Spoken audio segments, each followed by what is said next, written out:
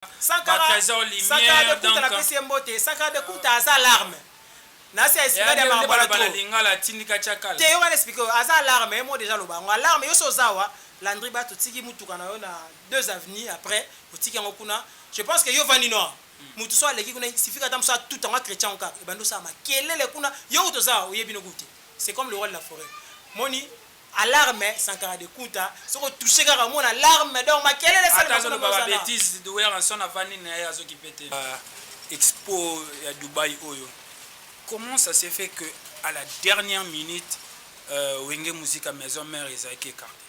Bon, c'est ce qu'on n'a pas aussi compris hein. Donc bon, il y a un belé sur ça, mais déjà comme tout pas la biseau, en fait tout tournant qui déjà page les comme déjà le passé, ça appartient déjà au passé, fallait tout kende. Bon, il y a eu ce qu'il y a eu. Et voilà, Oueranson déjà, je pense que c'était la première personne qui a contacté pour la Maramba qui nous prestait pour nous. Mais bon, les Kindeng et les c'est pas une histoire de cacher, Babi Bosenga 40 000, Baninga Moussou, Kenda Kina, nous pouvons pas bon Okuna, Bino Oueranson, on a groupe Maison Mère Bolingi Mambon, Mingi Pony. Non, jeune, auto et Lelo. Bablo Roana, heureusement que le roi de la forêt de Maramba Bon s'est prononcé raté. Et ça manque à la force. Voilà.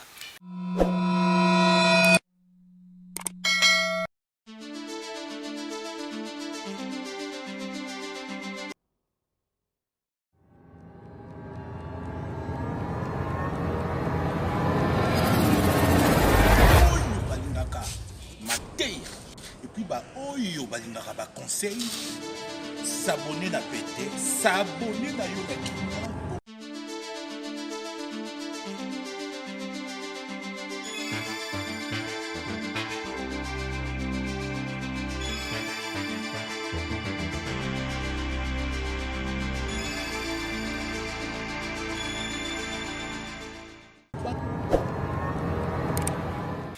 Papa Malongi na Tata Malongi Mbote Nabino, merci de nous suivre de partout. Vous êtes sur Malongi TV, c'est votre chaîne qui vous permet de suivre l'actualité, de savoir tout ce qui se passe à Kinshasa. Aujourd'hui, j'ai un plaisir de recevoir pour vous un artiste. Avec lui, on va parler de beaucoup de choses. On va parler aussi de Oueranson, qui est son patron. On va parler aussi de lui parce qu'il a des choses à dire. Et lui, c'est Parfum d'hiver qui est mon invité. Il sera là pour parler à cœur ouvert à tous les mélomanes de Wenge Musique à Maison Mère. Protégé base. Parfum d'hiver. Oui, mon frère. Boni. Oui, par la grâce de Dieu, comme tu peux déjà le constater, qui m'ezali, la Pessimbote dans le Big Boss, le roi de la forêt, patron Nanga. La maman Sideji Mampata, la maman d'Exaucé, de Glady, la maman de Wenge na Bengarae, la Batunio Sobolingara Parfum d'hiver, le fils du roi.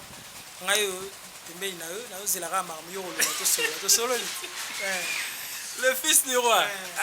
On dit que comme l'autre faut créer un problème. Hein. Oh, pourquoi créer problème? Le roi de la forêt. Ouais, le roi de la forêt. En fait, ils sont de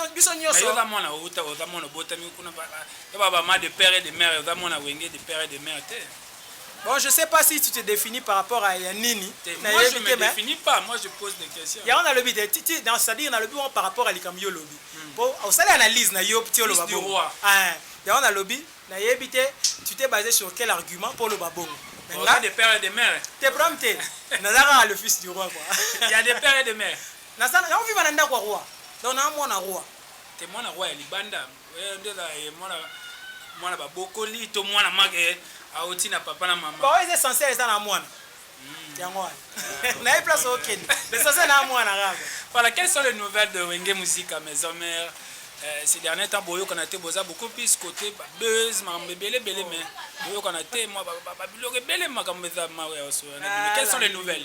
Les nouvelles, c'est que nous sommes en train de préparer la descente, n'est-ce pas, à Cape Town bientôt là. Donc le 1er et le 7 mai, nous serons en Afrique du Sud. C'est ce qui se prépare en tout cas ces derniers temps parce que en Tamagi déjà la séance va répéter en coulisses, beaucoup plus en coulisses. Question est bombe la bateau et l'euro nino va revivre parce que ça sera pour une première fois que le roi de la forêt a presté en live. En Afrique du Sud, la version playback, Makora et tout. Mais ça serait pour une première fois depuis Wenge Musique et Zala Wenge Musique à Maison Mère qu'il puisse prester comme ça en live. Voilà, nous avons eu cette chance-là au Zalawana, en tout cas le 1er et le 7 mai. C'est en tout cas aux net vif, il y a sujet. Et puis, hormis ça, il y a Protégé Basse, générique, il y a Maxi Single Nabiso. Oui, Maki déjà, voilà. Oui, Maki déjà. Donc voilà, parce que tu m'as demandé de nos nouvelles. Et on m'a taillé moi 2 lignes. Alors, tu peux nous dire tout est carré parce que Bino Mikolo est comme aux yeux contrat et comme il a su tout non, est ok. Bon, je sais pas de quoi tu parles, mais net en Afrique du Sud, je pense que sur Hollanda qui ont média, au moins le producteur a été aux Zala il y a 2 semaines passées, elle est quand même dans différentes chaînes Nabiso Mboka pour dire que Ayaki, l'accès même signature à contrat, ndengeni Marambe Salemaki, biso doit avoir annoncé que so Marambe Zanu et Soukina Nouté. Donc Wenge c'est une grande institution. Surtout hier na télé pour annoncer quelque chose, il y a déjà carré. Donc si tu as qui toujours annoncé Batuboué, Marambe déjà carré. Anglais, je ne maîtrise pas. Ouais, je ne maîtrise pas encore. Donc le premier, là le 7, tout en Afrique du Sud, petit nanga béni, organisation et tout. Donc on a le premier et puis le 7 mai. Très bien. Alors explique-nous un peu cette histoire. Les salarage, les dérangés, combien on a un problème, il y a Expo, il y a Dubaï. Comment ça s'est fait que à la dernière minute, Wenge Musique à Maison Mère ils ont été écartés? Bon, c'est ce qu'on n'a pas aussi compris. Hein? Donc, bon, il y a un belé sur ça. Mais déjà, comme tout le pas en fait, tout tournant qui déjà page, comme déjà le passé, ça appartient déjà au passé. Il fallait tout kende. Bon, il y a eu ce qu'il y a eu. Et voilà, Oueranson déjà, je pense que c'était la première personne qui va contacter pour la Marambo qui le prestait pour nous. Mais bon, les Kindenge, les cas qui c'est pas une histoire de cachet, 40 000. Baninga mususu kenda kinanu po bazwa mbongo kuna bino bol Oueranson na groupe Maison Mère bolingi mbongo mingi pone. Non, il faut te OK, ezaki lobo ko kai coopération. Non, il faut baker coopération et puis le chef de l'état na biso azaki wana. Donc eza lor moya munene. Donc to rabesa ngote na makambo caché asenga ki boya soso ngisa ki boye. Non. To za peine estime na respect na ba groupe ezaki kuna. Le groupe na biso ezaki kuna tous appel na respect na bango parce que tant to lo makamba boye tant so occasion viser Maison Mère ozo viser Maison Mère te ozo viser na ba groupe oso ekende ki wana non c'est déjà passé. On aurait voulu bien que Bozala. Voilà, c'est là malheureusement ça s'est fait que Bozate parce que babi bosenga ki mbongo mingi ya on a lobé ça ba les ont dit maramnyo ça mamba lo na télé te tozaki ba première personne. Non. C'est ça moi fanatique, excusez moi fanatique ya Wenge Musique à Maison mais il faut ba qu'est-ce qui s'est passé réellement parce que ezo sala moi ba polémique ezo sala na ndenge mabe il faut citer le nom ces derniers temps entre Oueranson et Zakari. Je n'ai pas dit Oueranson parce que dans autre place Oueranson a s'est prononcé bagarde et Oueranson comme on les appelle beaucoup plus fou du roi. Ils ont ça là vraiment bien été par rapport à les Cambouana dossier. Est-ce que c'était nécessaire d'aller comme ça comme bon na ba clash? Bon, je pense que yo dans son sara ba les pana yo za muta média. Je pense que tu es suffisamment informé tam sur les Gatanga. Oui, mais je suis venu bien sûr pour que yo informé. Si dans toute chose yo posawana oyebi que il y a des secrets professionnels.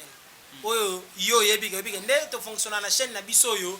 Il y a la maramsu to relax sabat. Mais la maramsu to comme sabatouti na pointé pour n'est-ce pas sauvegarder moi vertu mon robot. Vous comprenez hein? C'est par rapport à ça, il y a un moment je me réserve. Mais je pense que dossier wana si est commis na place est commis la CPL ne logo moko la franchise le Oueranson ne s'est pas encore prononcé jusque là. Oui. Et puis il a toujours été comme ça. Na genre makamba boye. Mais Azot s'est prononcé mais Azot tinda ba Sankara trésor lumière donc la PC mbote Sankara de kuta aza alarme. Na c'est expliquer de mambala trop. Lingala tindika chakala. Te yo va expliquer aza alarme mo déjà loba. Alarme yo sozawa Landry Bato tiki mutuka na yo na 2 avenues après otiki yango kuna. Je pense que yo vani noir. Mutu so aleki kuna suffit que tam so tout en chrétien encore. E bando sa ma kelele kuna yo toza oyebi no goûter. C'est comme le roi de la forêt. Moni alarme Sankara de Kuta soko toucher kaka mon alarme donc ma quelle est attention ba bêtise de Oueranson avani na yazo qui pété il faut à la place maman mais Sankara est allé un peu loin. Je n'encourage pas les anti-valeurs ndé nazala awa Landry. J'ai toujours beaucoup de respect pour na batunions en tout cas on n'encourage pas mais deux fois obi na embaki na formidable à toute action il y a une réaction. C'est-à-dire ça ne venait pas de moi, c'est d'Isaac Newton. Dans le domaine scientifique, c'est-à-dire quand tu poses un acte, attends-toi une réaction. Le fait de ne pas réagir aussi c'est une autre forme de réaction en fait. Mais si deux fois na makamsuso et salami il faut s'attendre aussi à la réaction instantanée. C'est-à-dire la réaction un peu spontanée. Tu comprends? Moutoumoro a dérangé, par exemple, toi, Fingio. Peut-être yo, aux intentions de réagir, mais tant que tu as réagir à ta place, tant que tu éviter. Ça arrive aussi. Il y a aussi des réactions dirigées. Hein. Mais pourquoi j'ai quand la réaction dirigée? Moi qui t'ai parce que la personne qui est attaquée à Zolobake, batona nyonso aneza bango te batindi bango. Siko so sambisa batu, ata so za juge na ko ajuster, faut le koyo kara deux parties. On se ngana otani ça. D'accord, vas-y. C'est-à-dire il y a des réactions, yo vandi non. Mutumwa yo s'attaquer na mutumwa s'attaquer na yo pour éviter. Le temps que tu apprennes ça, peut-être l'homme c'est ça déjà kuna. Ce sont des choses aussi qui arrivent. Mais aux autres déplorer kaka, moi comme ma banti valeur ou on a même venant de certaines personnes auto considérant kana moi place moko boy. Hein, tu vois ça fait trop mal, tu dois ba la miké. Toi, jeune, auto et l'élo. Heureusement que le roi de la forêt n'a pas bon à se prononcer. Et ça, moi, force. Voilà. Mais ces derniers temps, les gens disent aussi que il y a la fois passée, c'était avec Kofi, l'élo avec Zachary. Kamoussou Pédo Kotao a protégé Bazoto Solango. Après, qu'est-ce qui se passe? Oueranson, la stratégie, s'il lié à côté dans le monde de Bez, Tony Nango. Et là, on a sepelé na marambo zolo ba vérité. C'est-à-dire na marambo alobarate so muta yem tabande ko lobaro. Mais attends batu balobaka quand même. Na otali so maramba batu wana, we ranso na ba fanatique, na tali ba émission musu ba fanatique ou tunde ba sali, musu ba même pas na Congo. Oh ba sali musu pe kutam susu aza en contact na le roi de la forêt. Mais ba sali ba émission pour réagir na makambo musu toto sola. Ce qu'on batonyo c'est le roi de la forêt comme tatini bango. Non, c'est-à-dire pour ne pas alimenter la polémique, et un artiste moi boye na kala lobake à qui ça même bah image Sankara Zofinga ou Ranson Azo filmé, c'est une manière de il y a eu Ranson peut à quoi agir à mon que Ranson a lobby par le ambassadeur de la paix boyna boy à Tindi Batumso Bafinga parce que ils sont terribles les réseaux sociaux. Ranson le leur vivre là-bas buzz peut tokolo. Neti on a répondre. Neti marambo lobby à image so ineni en tout cas on a les ngali sur la montée. La personne sur exemple on a habité ngasiko pona ndima na ngami na moni et puis on analyse. La personne sur exemple écoute il y a fanatique comme Musuba la moli banda batika la même pas aux en contact na Ranson. Ranson a musicien a la fanatique na. Si on parle de proche, je sais pas si on se comprend. C'est-à-dire ataba proche wana, la biso lo mo même ndeko na yo. Ako ko réagir à ta place na dossier mo ezotala yo oh yo po yebi, tamsi yo po yebi te mes réactions mo c'est salami. Tamsi ti o yo karango ba fait mo se produire déjà. Na otali so na zo ikana biso ndeto vivant na biso bo. Tant le makamba ba buzz, na on a biso we ranson te mutakenda ko alimenter makambo wana. Je pense que makambo ata auto so la otie bandaki monate we ramtake loba. Oh nani bo cité comme article pe ko loba te na makambo. Et ça l'a fait bien quand même. Mais tant aux d'actualité, faut pas tout toucher à yoté Landry. Faut pas toucher à yo sur l'actualité, sur la lumière, faut pas toucher à yo, c'est normal. Toka moi maramboana ti. Ngana bi masana mo boykala, ande bisanga yaya. Lobi ke so van ya mikolo bi na o calculer mutu ngani na fona ba finge na TV fona ba chrétien na pour ça guerre na yo. Il y a un ami qui me disait ça. Ah mais c'est quand je télé non. Vous comprenez? Il y a tactique né ngwana. Yo so bandi ya oh ou l'union no te ya mikolo na calculer na amona lo ba fort attaquer ne pengati mais zo boulele kaka ça il y a makambo ya to vivre dans le monde musical. Mais peut-être c'est déplorable et on a anti valeur wana boye tous encourager en le roi de la forêt à se taire pena à zo lo bané pelote. Alors aujourd'hui aux placer Ranson la position nini la musique ce qu'il faut au ça la classement à cause ba 40e lelo na ba artiste ba zo ça honneur et mboka. À la première position bien sûr. Ah bien sûr. Oh. Nathalie sur exemple moi parce que toi argumentaire à la première position pourquoi lelo na lignée na yé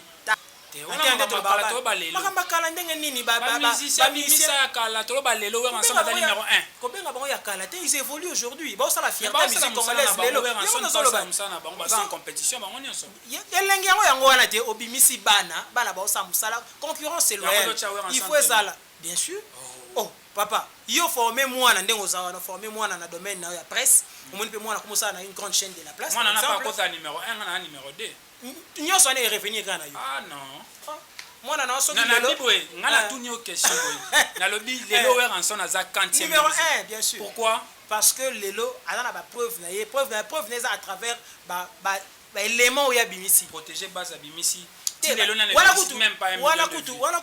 wana toya wana kutu tena mpanzi c'est-à-dire nde baloba bayebaka nzete na mbuma na yango bambuma oyo Weranson abimisi lelo oyo wana bana ye moko lelo Weranson un exemple otangisi mwana komi ministre one wana ezonga pa nani nazo comprendre te ezonga pa mwana wana to ezonga pa yo papa na ye muto tangisaki olingaki azana na orientation moko boye po lelo akoma place zali voilà biso tout toyoka ngo père oloba nakufana ngata nzala mais mwana atanga Weranson lelo akobeta pe stade pe tondi pourquoi pas mutabeta 4 stades yo mwana wana kala nalobi na vie eloko moko bon ngande ezaka naloba na idéologie ya Soundiata Keita Soundiata Keita na royaume mandeng kuna peuple mandeng na empire soso à l'époque moi na ke Soumanguru Kanté ayepe na empire du Mali ayepe na donc abomi roi ka ba guerre kalende za abomi roi azu pouvoir atali mwana roi mo boaza aza infirme Soundiata Keita atali infirme na ne ba ça elote azu pouvoir mais après 2 années quand mwana wana o a traité ki infirme mona ki aza elokote a sous-estimaki ye muta yaki pour na marcher sur empire wana ya gagner et voilà donc eloko wana était angelo mo boye na sous-estimera batute na vie nde ozana so bisinga parfum diffère lobby na okoma soki nani to na osala nini je ne sous-estime pas on les a makambo conviction na yo et puis dans Nzambe oza likolo asala biso donc il ne faut pas limiter les gens ouais on soit déjà lokola na lobby na biboy to loba na biboy non je ne parle pas de quoi na lobby bonaki lelo na 2022 Weranson na biboy tozota la réalité cause la réalité na makambo ko quoi c'est différent non Nabi dans la réaliste na ko croire c'est différent. Quand tu dis être réaliste, c'est le fait de douter. Ça veut dire que Weranson ni lelo. To tchetana mois prochain bien beta stade de Martyrs 80 000 places stade de Tony Nenge Weranson na ndoto ni saka. Déjà yo za muta communication. Oyebi ka événement net événement ba Martyrs ataba o ebetama. Je ne pense pas que ça a été programmé 1 mois après betama. Yo zananga ya. Bon attends to tchet décembre heureusement que tu changes les paroles. Donc c'est-à-dire eloko nyonso ezaka na temps nango so pona osala pe événement c'est que tant wani tona ba manager personne peut s'il a il faut reconnaître ça talisa OK olobi na nga 1 mois annoncer 1 mois ya na bis comprendre que ça na doute ya na biso que eloko na temps nango na façon de faire pourquoi tona ba manager ba bi que bon c'était neni to beta net concerne so Zénith Irataki on a programmé ça 2 ans avant yo yebi 2 ans avant ba rumeur musupe yaki ba billet pe boteki te makambe belé les kaki heureusement ils ont ba rumeur mais la réalité et cause la réalité on te le dit rumeur est cause la vraie ou faux oui rumeur c'est une information oui le doute cartésien yebi makambo na loba non une rumeur c'est une information non pas nécessairement papa comment tu confirmes non OK rumeur ba bundi pona nini c'est une information à vérifier ah merci quand tu vérifies c'est une information voilà tel que tu es là je ne pense pas que tu avais vérifié makambo wana na lobi ka makambo na lobi on a le tel à na yebi question na yebi yo matata mais tant yo ki rumeur wana je ne pense pas na yebi te so vérifier que ça est solo vérifier Bref, on va passer à autre chose avant que tu sois la protégée base. J'aimerais bien que tu nous fasses un peu dans moi détente, moi capella, moi pas comprendre que on a affaire à un chanteur pas Karato balo belé. Donc ça abisso moi babilo moi ça abisso vraiment. Et ça la artiste Playboy Gracia Ngoy. Ah voilà. Et ça l'a bien, et ça l'a peine à bateau, surtout Bolanda Bisso, et ça l'a paix Paul Mi bien. Frère amour et sœur, car renouvellement, affection pour l'éternité, mon abysse, président d'homme, na l'île. Naboyi cause l'égoïste, na sengi na nzambe, même 2 siècles plus tard. Robotamali susu, hige nzingae. Robotamali susu, na bakoko na ngaye. Papa Bayo Salaki, bel homme de mon époque. Parfum d'hiver à transmettre, message en loyembo. Comme regarde comme un synonyme amour. Atami se monité, avec ses soins, c'est la colika. Namakila nanga. Voilà, sans conquérant. Merci beaucoup, Parfum d'hiver, le fils du roi. Yango pena tapé bien. Yosa mtamatumboli na yebi basi okende na yebi basi le fils du roi nezo kende. Bref, tout sur la protégée base. Weranson aujourd'hui, d'abord Weranson c'est un ambassadeur de la paix. Comment il peut se retrouver dans la situation où Abimi Sinzembo ezala censuré et puis soko oyoki nzembo wana na matoi kaka nayebi te yo étant qu'artiste c'est vrai tu vas défendre wenge musique à maison même na ndenge mabe te nzembo wana ezo mérité kozala censuré. Le titre est déjà protégé base naomona mabe des contenus. Voilà, na balokeno sko moko na moko. Kende. Déjà protégé base depuis bimi lelo je pense ba 4e ou 5e show depuis bimi na ba plateforme à téléchargement. Obi kalezaki musique so bimi to na ba victoire OK bo sombi tout ça. Aujourd'hui c'est plus le cas. Les locaux na téléphone au place ozanango, sombi voilà. Sombi so na terrasse na olingo beta musique yango beti yango so na TV no lingo tia otiango.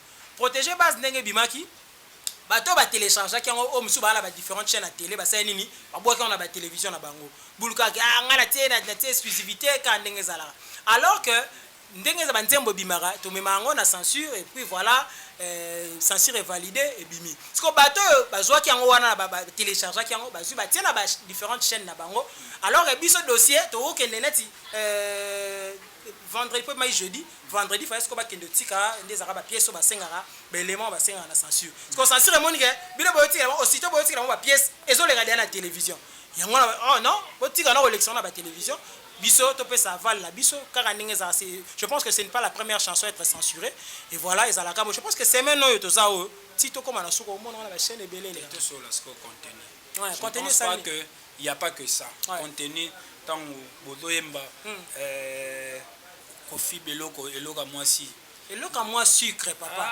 Pourquoi je me sanité même la télé bo elandri.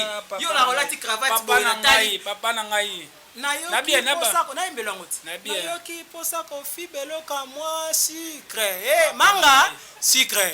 Lilala so sela ngata sucre pardon. Siko yo ofandi bino boule te ngafona kata créoyo. Donc na yega na o ana posa la bien. Je sais pas le la converser. Que ça tant mutu azobwaka créo na zobema yo so ke tsambo na banku tengana te ezela te to solo la te papa na ngai na makambo azoyemba na makambo converser mbongo na banque rapport nini eza kati elo mo siko fo yeba na kati ya œuvre nde ezalaka wana balesa côté ça to lobela nzembo na sans concurrent pona nzembo ndeza wana oloba makambo be na nzembo mais ko faut titre je pense que titre commenter titre nzembo na ngana kendeki kotala nanyo nani te o cible tam suma moto moi kombo mo bowana oyo tie so anda lobela na tout en placement na kati na tout en na mur tout ça peut-être une nzembo no tan kombo mur mais na kati ya nzembo wana babenga ngo baleza côté na nzembo na sans concurrent na lobela yike nzinga tout ça mais na kati wana Jean-Paul Sartre a été inspiré par lui pour na koma nzembo mais na lobeli na kati nzembo te na sukara moi eloro mo wana na marqué c'est comme aussi dans la chanson le titre c'est protéger base ou un message universel il y a prise de conscience c'est-à-dire mutunya se place aux ali dans tout ce que tu fais ça là avec toute sérénité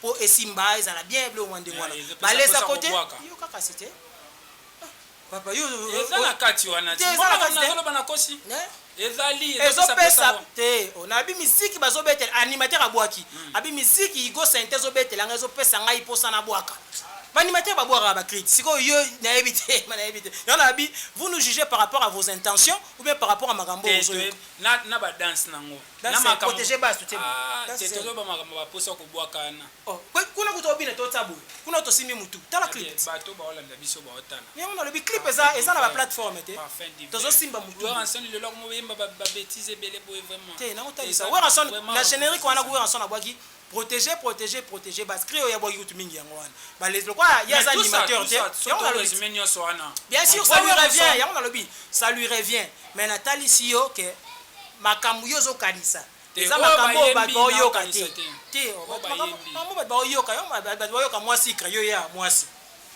yebisanga siko qui dit vrai qui dit ça pose ezo soki eloka mwasi te tolobi moi sucre na kobimiselo na tie moi sucre yo sucre wana yo kati yo teka asi yo teka asi kutu donc olongoli ku si ote si donc on comprend la place yo zali yo na bio ozo juger biso par rapport à l'intention na yo heureusement que ba kondi ya commission nationale de censure ba na mitso ba na belement nyonso koyo kango ba l'aise ovandi mana na ba belle famille na yo makambo to à l'aise ozano à l'aise qu'est-ce qui est mal là-bas na kati oh yebisangelo onyeza na mal na kati wana yoki posa effectivement na kati babobani na mwasi ya pembe mwasi ya mwindu mwasi ya pembe bima na mwinda bamona pembe na yo mwasi ya mwindu bima na donc c'est à dire kozana kuna complexité par rapport à pona yo so za pembe fais-toi voir bamona yo za pembe so ça peut mwindu ko banga no teka te pona tsaka choko pona na bamona na par exemple non mpona koma pembe po mona te so oza pembe omoni ke oza no pembe obimba mona so oza mpe mwasi ya mwindu obimbi mpe na bimwa mwindu ça te dérange encore. Merci. Voilà. Voilà, merci beaucoup Nzamba Pambola. Voilà, on va parler du projet de Wenge d'ensemble. Est-ce que ma préparation dans les comment vous allez aussi participer le Wenge musique à maison ou bien les Alara Bambiaka ne bakoyemba? Bon, pour l'instant c'est beaucoup plus Bambiaka. C'est beaucoup plus Bambiaka nde baza pena na programme wana. Et puis voilà, la suite, je pense que Boye Bango dans les prochains jours, parce qu'on a des projets, il y a des grandes zones. Wenge a pratiquement bercé toute une génération. Biso Zaiba Ngembo ya Wenge. Tu mi kepe makasi mais Wenge tu ebika. Donc dès tout le monde a ba kulutuana, ba se réunir, ça la biso plaisir. Voilà, le projet jusque là, dès qu'à au moins les autres qui est bien entre bango na nous. Ceux qui essayent que ba benda biso ba ndakala, biso voilà. Mais jusque-là, ils en ont eu un grand prêtre. Très bien, merci beaucoup. Nous sommes que le temps, moi, capé la souk et puis papier et voilà, je salue rapidement Sephora Bialus, la Queen Bar, Windows, Aindo, Levi Pai, Airbus, JB, Papa Malongi, maman Malongi, surtout Tata Malongi, Landry Batapesi Binombote, Nabosani Testé, Bastien Ilenda, merci beaucoup Nao, Yannick Kichima, le boss Mbote Nayo, Nabosani Te, Willy Kayembe, vrai, ben la personne Mbote, Willy Kayembe, Mbote Belé, na selara mukolopo beng sanga émission, Kalawanda beng sanga côté wana mena, éviter depuis côté wana na nous na été. Mbote Nayo place aux. Voilà, Kermelis Assoura, na personne Mbote, Armelia Mbenga. VIP, Lisa et Fello, joyeux anniversaire à toi.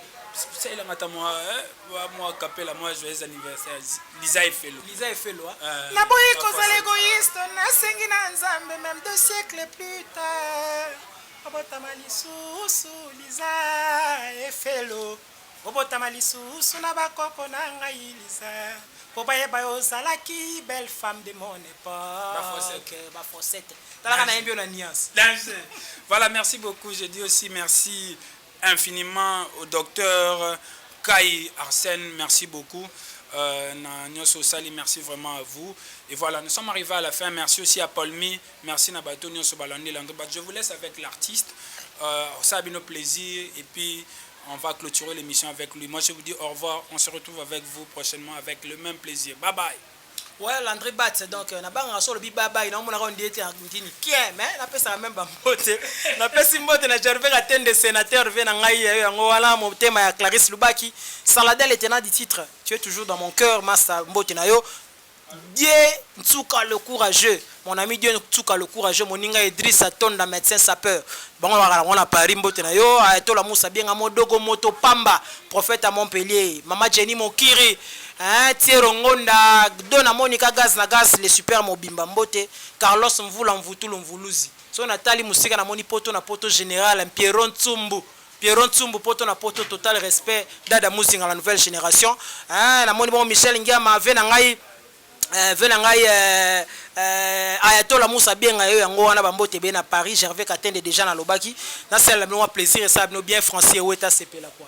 Histoire ya vinanga suki na équation souci pona mobali oyo nalingana motema français weta pasi yangoyo saliba pota na motima ebimisi makila salibe osion beruze tumboli bampasi kasi alingi mema vinanga na lilita France yala bakiba na banbenga stigas nakanga mutima joyo kozongelanga Francie weta na remarqué otikinga abandonné mon triste sort mawana ngai parfum d'hiver le fils du roi Francie weta à suivre.